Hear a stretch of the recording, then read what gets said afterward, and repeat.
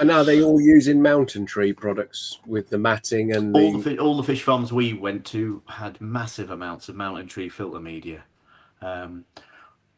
but a bit like Japan, their filtration systems are different to ours. We're using drums and combis and moving beds, and they've got these big long troughs of oyster shells and baffles of Jack mat and Mountain Tree mat and things. But they do use a lot of showers.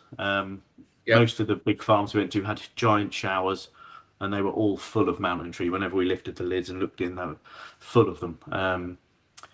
So yeah, trying to incorporate the Mountain Tree into the filtration system that we've become accustomed to is one of my next challenges.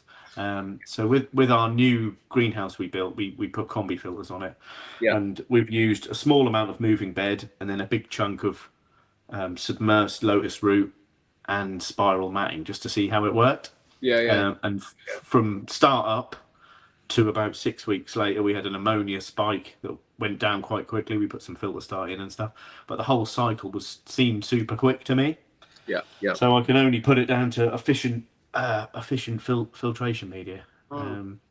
So we sold a lot of that for those situations. Looking at the Lotus Root stuff, Chris. Right, so we're in Gen 3 now. Would it be fair to me to ask you what the differences are through the generations, to see what lessons? I don't know much about Generation 1 because I've never dealt with that. Back in 1 minute, guys. We've only ever had Generation 2 and Generation 3. And I did actually share a little video today on our Facebook about the difference between Generation 2 and Generation 3. And basically, apart from the shape of it, Generation 3 is a cog shape, so there's slightly more surface area for the beneficial bacteria to colonize.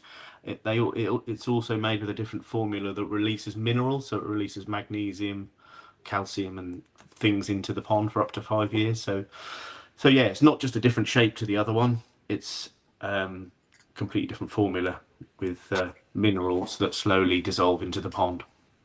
And when all the minerals have gone, the media acts as a filler media with bacteria on it. So would that counteract the requirement for clay in a pond? To some degree, initially, yeah. Obviously, the amount of minerals that it releases is very slow, and over time it diminishes. So, yeah, I would still chuck a bit of clay in because you can't really go too far wrong with that. But yeah, that's working ever so well for people. Lee's back. Let me just bring him back into the frame. I was just about to. I've got a great example of proper mature Lotus Root. Look at that. Oh yeah, and that one has full ecosystem on that bad boy. Yeah, tell it's you like what, a piece of art. Yeah, it's lovely, isn't it? Wait, Chris is into his art, Lee. Get it in a box, get it sent over. Worth a couple of million. You love that. Glass dome. Yeah, I know. Yeah, it's probably that's just been running for about 2 years. I've done a small collaboration with them, and they sent me a few boxes of that down, and it's just been in the main pond, and it's great. It's really good stuff. It's been running literally for. Let's have a little look. It's been running for 2 years, and it's absolutely still rock solid. Because that was one of the down points on like first gen. It went fairly soft and spongy. Well, there was there was a batch in the initial days before we started selling it in the UK. There was a batch that just dissolved and crumbled. They knew about it. It was a faulty batch that had been baked at the wrong temperature or something. But they replaced the whole lot and moved on and onwards and upwards. But yeah, it's just one of those things. But no, I'd want you to try some Generation 3, Lee. We'll send you some. Yeah, like I said, I've got a load of showers and they're empty at the moment, so it would be really interesting to try some of the new products. Perfect.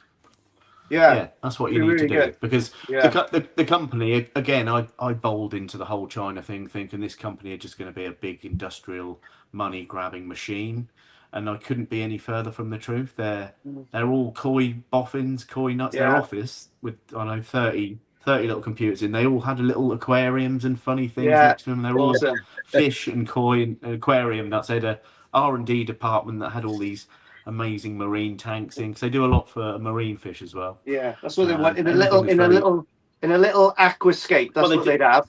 They do them. They make little bits of little bits of lotus root with a little flower in a little glass dome. They produce all that. Amazing. Yeah. But the whole company are absolutely a wonderful bunch. I spent a couple of weeks ago. I took them all around England a bit and showed them what we do here. And yeah, they're really nice. And I'd like to keep pushing their stuff because I believe in it and I believe in them. Well, we're going to start. We're going to start stocking that now, Chris. After our discussions recently. Yes, I think you should. So Mon the Fish, Crazy Scotsman. What's that called? So that's Lotus Root Generation 3, mate. Real good stuff. But we've also got brush media and really mental Jack matting that is a luminous green, which I actually really like. I must admit, it's really good. I'm running some of that as well. It's good stuff. You know, and when you look, sorry, Chris, go carry on, on. mate. Sorry. Yeah. When you look at the makeup of it, and unlike the normal Jack matting, you know, the blue stuff that we tend to put in our ponds that we're used to, that's a lot more dense. So this stuff is a lot wider. So flow through and bacteria growth in it looks like it could be extremely good. I mean, time will tell, because I'm going to put some into a couple of our ponds, Chris. That's what my aim is. But what the real unique thing about the spiral mat that they do is, because I thought, oh, this is just green Japanese matting, maybe a bit denser. But when you pull a strand out and look at it, each of the strands are completely dimpled, like ribbed. Yeah, they're all like that. Literally, they're like that. Yeah, each strand is like load of surface area. So the surface area for biological, so it acts as good mechanical for straining stuff out, but super biological as well. And it comes in some huge like chunks that can be cut down. You also stack it as well, Chris, right? Yeah. There's huge in China. They've got bays 20 meters long and a meter wide, just solid full of it, and the water slowly goes through the whole thing. Yeah. I'd love to try that. I'd love to, because I need to make another couple of ponds here, and that was one of my ideas. Instead of having a move in bed, I was literally going to get some of that to pass the water through it. I mean, it's just a lot of aeration as well going through it. I think it would just be, something different to trial. And, knowledge is power and all that. It'd be interesting to be able to pass some of that knowledge on to people. Yeah, I think the reason they use so much of that in China, and now obviously at Sakai Fish Farms is using all the mountain tree stuff, is because their systems are so massive. Because look, you could never put drums and moving beds and fluid beds or whatever on those giant ponds in all those greenhouses. So they found the most efficient. Yeah, they found the most efficient and best form of submersed filter media and stacked it up with that. Also, I think a nice idea for the Lotus Root, especially the Generation 3 that releases the minerals, a reason for using it instead of all the moving Hell-X or K1 is it just seems it's a little bit more natural. You've got a ceramic product in there slowly leaching minerals out, rather than a bunch of Lego churning around, plasticking everything up. So in my mind, it just feels a bit more nice. And then it starts growing ferns out like yours, and more really beautiful there, aren't they? That's the first thing I look at when I walk into the main pond. Not the fish, it's just that one fern. I love it. See if there's another sprouted like. Yeah. It's been Matt. In fact, Cy from up north has asked a question.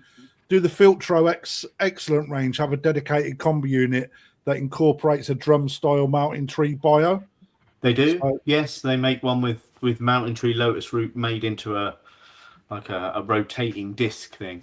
I don't think they've taken off in the UK that much because they're quite expensive.